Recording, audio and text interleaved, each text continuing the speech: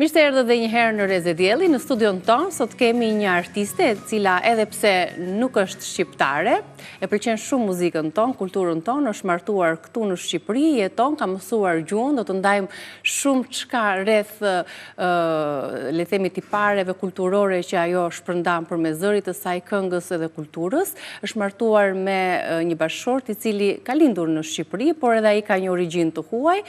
Sot bë bashkë me ne për ta njohur më shumë, për të gatuar, për të kënduar, sepse kemi njohur më shumë të interpretoj këngë edhe në anglisht edhe në shqipt, këngët Eva Çezelës, ikonës muzikës tonë, me ne në studio Sara Pejman. Mirë se erdhe, Sara, kënaqësi që të kam këtu.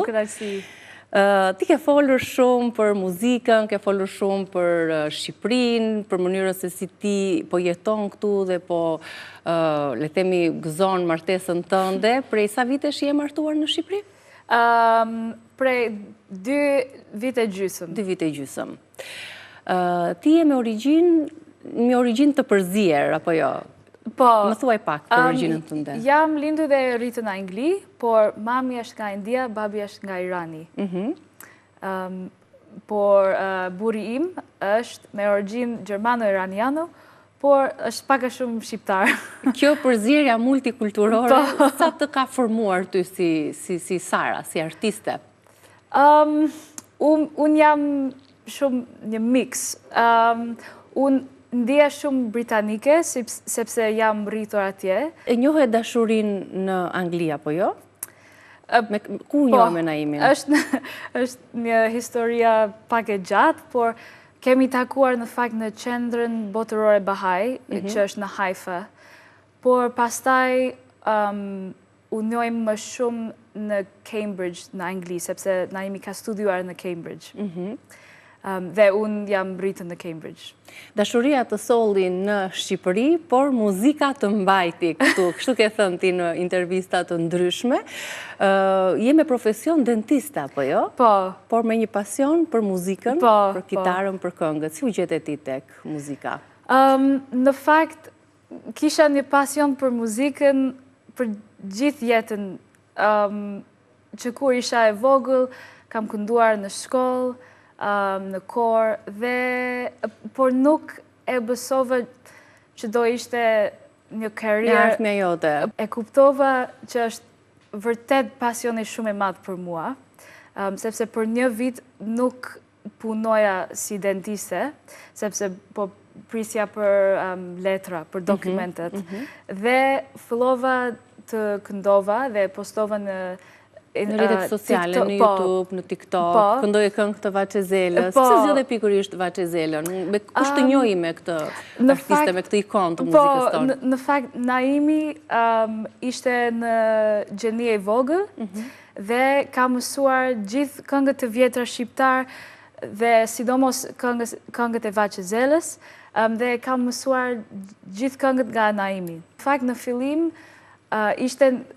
të këndoj ishte një mënyra për të mësuar gjuhën shqipe më mirë. Naimi flet shqip perfekt, sepse ai e di gramatika perfekt dhe ka mësuar nga ai, për shembull, kallëzore, rrjedhore. Ke mësuar dhe gramatikën? Po, sepse ai është shumë i rrept. Mami e tij është nga Gjermania, por ka ardhur këtu kur ishte 6 javë, një beb shumë i vogël. Ju jetoni të gjithë bashkë edhe me prindrit e Naimit, apo jetoni më vete? Po, jetojmë bashkë me prindrit e Naimit, si nusja shqiptare. Si nusja shqiptare. Ka qenë zgjedhja juaj, apo? Po, sepse në fakt është një shtëpi shumë i bukur. Jam me shumë fat që mund të jetoj atje, në fakt. Dhe është shumë e mirë sepse kemi një apartament e vetë në kati poshtë dhe prindrit janë lartë. Mund të shikojmë kur të duam, por nuk duhet të shikojmë çdo ditë nëse nuk duam. Por në fakt ata më pëlqejnë shumë dhe është shumë kënaqësi për mua të jetojmë bashkë. Një familje ku ka kultura të ndryshme, apo jo? Po. Të përcjella aty bashkë. Po, kemi shumë kultura të ndryshme vetëm në një shtëpi, sepse unë jam gjysmë indiane iraniane, babi Naimit është lindur dhe rritur në Itali, por është iranian me origjinë. Mami e Naimit është lindur dhe rritur në Gjermani, është gjysmë gjermane, gjysmë iraniane. Kështu që kemi shumë, dhe kanë jetuar në Shqipëri më shumë se 30 vite që jetojnë këtu. Kështu që paka shumë ka edhe traditë shqiptare aty. Dua të di pak rreth këtyre gatimeve. Ti si nuse shtëpis, çfarë gatime sjell ose si është tryeza juaj? Në fakt, është pak e çuditshme, por më pëlqen shumë gatime kineze dhe japoneze. Komplet largë. Po, mami im bën shaka që unë jam adopted, unë jam japoneze, sepse vdes për kuzhinën japonez-kinez. Por edhe ditë... është një lloj tendence kam përshtypjen tek rinja e sot me kuzhina japoneze, koreane, kultura, ritualet. Por edhe unë ditë gatuaj pjatë indiane dhe pak pjatë persiane, por nuk më pëlqen shumë shumë spicy. Djekset, po. Ne do të aprovojmë pjatën tënde pak më vonë, sepse do të shkojmë me Sarën edhe në kuzhinë, sepse gatimi është pasion për ty, apo jo? Po. Krahas muzikës. Po, gatimet shqiptare të pëlqejnë? Je njohur me to? Gatuar vjera për shembull ndonjë recetë shqiptare, duke qenë se ka 30 vite në Shqipëri, domosdoshmë që është ndikuar nga. E di, po, më pëlqejnë për shembull pastiqe, fasule, pispili, byrek, por unë mendoj se nuk dua të ofendoj, më fal, por mendoj se gatime shqiptare nuk ka mjaftueshëm shije për mua. Ndër të paktat në fakt raste të rralla që dëgjojmë, sepse turistët që vinë... Po, e di. Dhe në fakt, unë në fillim vdes për gatime shqiptare, por tani, pas 2 vite gjysmë, unë jam shumë kreativ me gatime dhe më pëlqen shumë gjëra të kripshme me gjëra të ëmbël. Kombinimi të kundërta dhe në shije. Po, për shembull fruta dhe mish. Dhe mendoj se kuzhinë gatime shqiptare nuk është shumë kreativ. Por kualitet e ingredients. I përbërësve të... Po, për shembull, perime që kemi këtu... I kemi sezonale, kemi bollëk në perime. Është perfekt, është shumë e mirë. Dhe shije natural e perimet është jashtë zakonshme e mirë. Do flasim pak për dasmat, sepse thash dasmat në Shumës, duke patur parasysh që bashkë me Naimin keni bërë një dasëm në Shqipëri, një në Angli dhe tjetër në Indi, pra 3 dasma me 3 zakone të ndryshme, rituale të ndryshme. Cilat të kënaqi më shumë, të impresionoi më shumë? Cili ishin shumë të bukura në mënyrën të ndryshme. Në fakt, më pëlqeu më shumë dasma në Shqipërinë, sepse ishte shumë e relaksuar. Nuk ishte shumë e tradicional shqiptare, në fakt. Ishte në plazhi dhe ishte herën e parë që kam bërë valle dhe për mua ishte shumë e interesant, më pëlqeu shumë. Dhe po, kishte një atmosferë shumë të relaksuar dhe më pëlqeu shumë. Në Indi, në fakt, nuk kishim shumë kohë për të jetë me... Po kishit miqtë tu, kështu që aty edhe traditat dhe zakonet... Ishim vetëm për fotograf. Do më thënë, unë dhe Naimi ishte për fotografi për gjithë natën dhe nuk... Nuk e shijuat, aq shumë sa duhet, thjesht ishit në përballë aparatit. Po. Por dasma në Angli ishte shumë e bukur sepse të gjithë shokët e mia ishin atje dhe shumica e familjen time ishte atje, kështu që ishte... Prindrit, familja ka ardhur në Shqipëri, ka parë ku ti jeton dhe njerëzit jeta që bën këtu? Po, prindrit e mi edhe shokët e mi kanë qenë këtu. Prindrit dhe vëllai vden për Shqipërinë, pëlqejnë shumë. Në fakt, ishin këtu për Krishtlindjen dhe vitin e ri. Po, ata pëlqen shumë. Ndërkohë, me qenë se ke marrë dhe kitarën, ke përgatitur albumin tënd të parë, me këngë angleze, po ke dhe një në Shqip, apo jo? Po, edhe kam publikuar një single në Shqip. Në fakt, albumi ka 9 këngë që kam shkruar dhe kompozuar vetë, dhe kam regjistruar këtu, në fakt në dollapin tim, kam bërë në studio e vogël dhe kam regjistruar vokale atje. Në dollap? Po, kam krijuar një... E kujt ishte ideja për të krijuar atë studion e vogël për të mos sepse studio kushton shumë dhe nuk kisha shumë buxhet për projektin, dhe në fakt e kuptova që rrobat ishte shumë mirë për sound absorption. Për përthithjen e zërave të ambientit. Po, kështu që kam bler një mikrofon dhe kam mësuar si të produsuar muzikën vetë, dhe kam kompozuar këngët, por teksti janë nga shkrimet Bahaj, dhe flasin për temat e unitetit, dashurisë dhe shpresës. Pra, kjo ka qenë frymëzimi dhe për albumin, tematika të tilla që ti përcjell. Po. Përveç se krijon muzikë, shkruan, i kompozon, punon edhe si dentiste këtu, apo jo?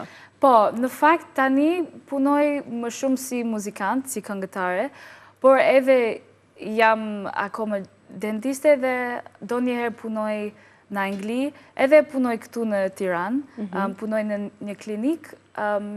Po, jam e hapur për pacientën, por edhe përpiqem të vazhdoj më shumë me muzikën, të tërheq më shumë muzika, pasioni për të krijuar këngë, për të shkruar këngë. Shkollën për dentiste për stomatologji e ke zhvilluar në Angli, apo jo? Po, në Londër, po. Në Londër.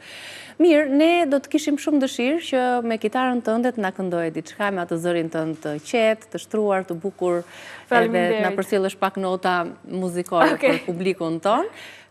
Cilën këngë do interpretosh? Do të këndoj Ti më Jasini Gonxhe, sepse është shumë e lumtur dhe dua të sjell pak pozitivitet në studio sot. Shumë bukur. Ti më Jasini Gonxhe e bukur lozimi, ti më Jasini Gonxhe e bukur lozim. Nuk të gjindje qoqa, veç në kopshtin tim. Nuk të gjindje qoqa, veç në kopshtin tim. Hajde moj, beja moj, hajde lule, moj sheboj. Hajde moj, beja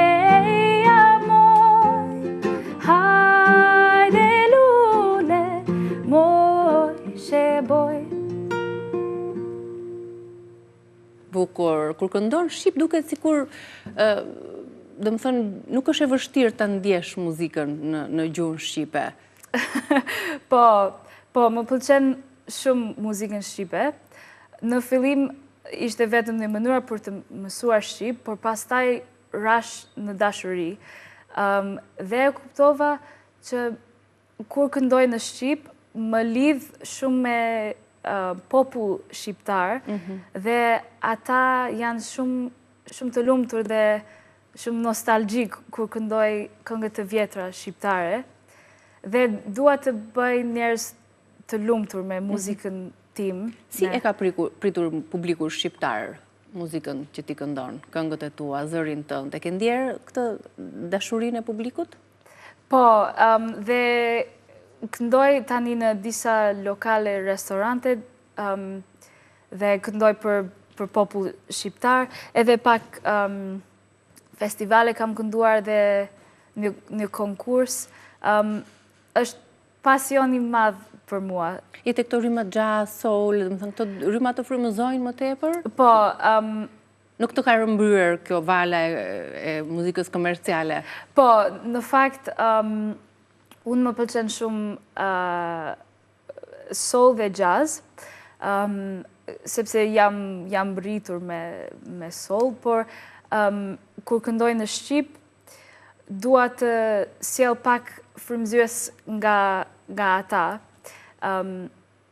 dhe dua të bëj versioni pak ndryshëm, versioni im kur këndoj në Shqip. Dhe më pëlqen të eksperimentoj pak me muzikën. Me muzikën, me rrymat, me ndërthurjen e tyre. Këndon në gjuhën indiane? Jo, nuk këndoj në gjuhën indiane. Këndoj vetëm në anglisht dhe tani pak në Shqip. Po dita si është, dita jote? Si nis dita për Sarën? Çfarë bën këtu? Tani, zakonisht, filloj me warm-up për vokale. Duke ngrohur pak kordat. Çdo mëngjes e bën këtë? Po, përpiqem çdo mëngjes në dush. Dhe po praktikoj shumë sepse dua të mësoj një këngë e re çdo ditë.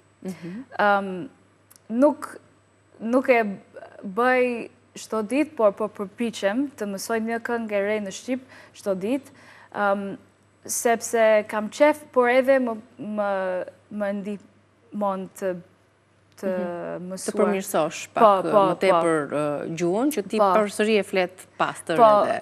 Ke mikesha, miq shqiptar? Po, e kam.